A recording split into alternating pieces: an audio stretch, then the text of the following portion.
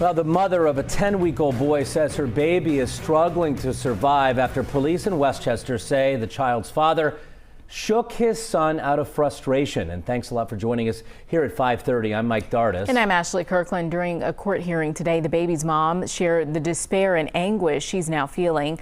WLWT News 5's Todd Dykes is live in Westchester with the developments from court. Todd? Ashley and Mike, the baby's mother spoke in support of a higher bond for Paul Rethamel, the father of her child. Her words captivated the courtroom because they were so incredibly raw. He's 10 weeks old. This isn't what should be happening to him. He's innocent. The anguished sound of a mother's voice echoed loudly in Butler County's Area 3 court today. The woman, who we're not identifying because the case at hand involves a domestic violence charge, told a judge her baby is expected to have permanent brain damage. My whole world flipped upside down. I'm alone in Ohio while my son is struggling to survive.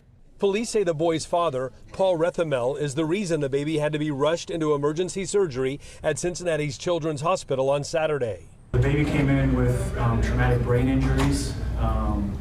We were told that he was in the care of his father, Paul, at the time of it. I spoke with Paul at the hospital. After speaking with him for a few minutes, he did admit that he shook his son out of frustration and then tossed him down onto the bed. That's what we believe caused his injuries. By Saturday night, Paul Rethamel had been arrested, charged with felony assault and domestic violence. Westchester police took the 29-year-old into custody at Children's, where his son remains tonight. He's neurologically devastated was the term that was used. I sit in his room watching videos of his first cruise and smiles, wondering what his future looks like. I only got 10 weeks with who my son was supposed to be, and I will cherish them forever. And that mom said she will do everything it takes to support her son moving forward. Rethamel's bond originally totaled $200,000, but after the baby's mother spoke in court today, the judge upped the amount of Rethamel's bond to a combined $500,000. His case will now go before a Butler County grand jury.